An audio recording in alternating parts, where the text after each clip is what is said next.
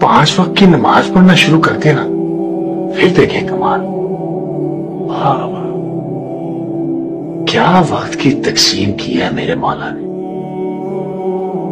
فجر اٹھو، کام کی تیاری کرو، دن اگایا۔ ظہر ذرا رکو، دم لو، کھانا شانا کھا لو، سجدہ لو۔